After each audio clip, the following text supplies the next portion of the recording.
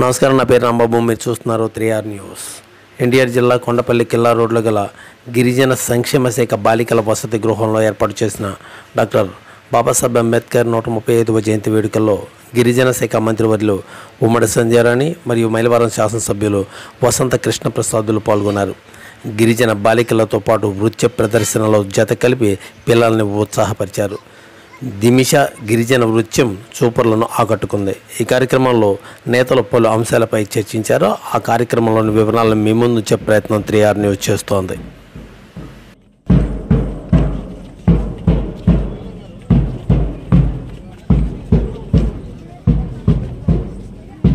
School development కూడా అది ఒక కారకం అవుతుంది.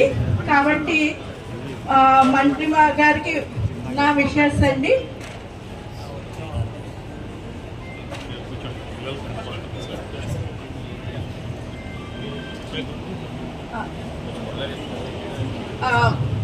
మేడం గారు అనుమతితో విద్యార్థులు ఒక సాంగ్ వేయాలనుకుంటున్నారు మేడం. పర్మిషన్ అమ్మా. డాన్స్ తుమే పాపం సంధ్యాదీపనమోస్తుతే దీపోహారతు మే పాపం సంధ్యాదీపనమోస్తుతే శుభం కురుత్వం కళ్యాణం ఆరోగ్యం ధన సంపదః శుభం కురుత్వం కళ్యాణం ఆరోగ్యం ధన సంపదః.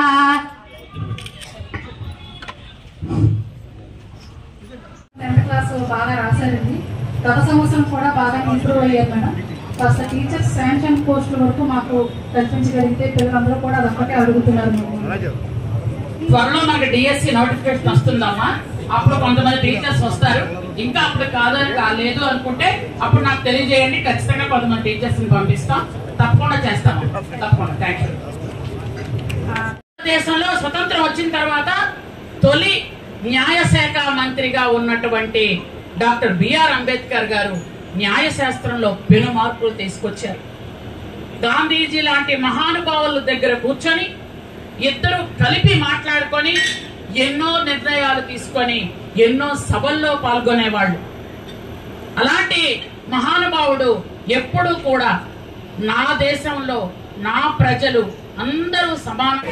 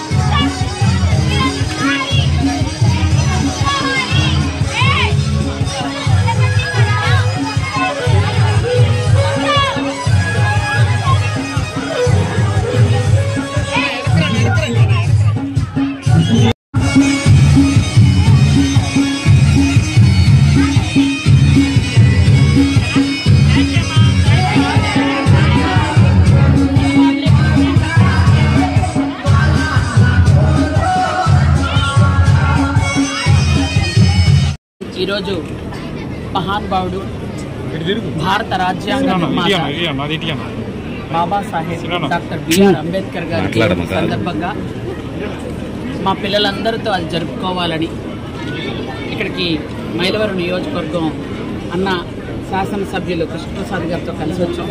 ఇక్కడ వాళ్ళందరితో సరదాగా కాస్త ఆట విడుపుగా ఇక్కడికి వచ్చి పిల్లలందరికీ అంబేద్కర్ గారి గురించి ఇక్కడికి తెలియజేసి మేమందరం వాళ్ళతో పాటు ఇక్కడ ఉండి ఇక్కడ స్కూల్ పరిసరాలు ఎలా ఉన్నాయి, ఎలా చెప్తున్నారు అనే విధంగా ఇక్కడ చూడడానికి వచ్చాం. ముఖ్యంగా అంబేద్కర్ గారి ఆశయ సాధన కోసం మనందరం కూడా కృషి చేయాల్సిన అవసరం ఉంది.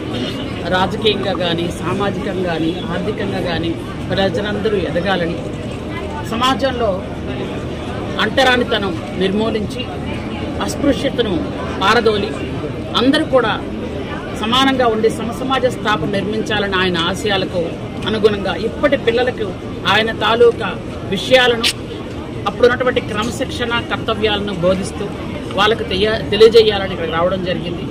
ముఖ్యంగా మా అందరికీ ఆరాధ్య దైవం ఆయన. ఈరోజు మేమందరం ఈ స్థాయిలో ఉన్నాము అంటే ఆ రోజు ఆ మహానుభావుడు ఇచ్చినటువంటి మాకు స్ఫూర్తి, ఆ మహానుభావుడు చేసినటువంటి త్యాగ నిరతి. కాబట్టి అందరూ కూడా అణగారిన వర్గాల నుంచి వచ్చిన అందరికీ కూడా అంబేద్కర్ గారే దేవుడు. ఆ దేవుడు జయంతి కాబట్టి అందరూ జరుపుకుందామని రావడం జరిగింది. Thank you.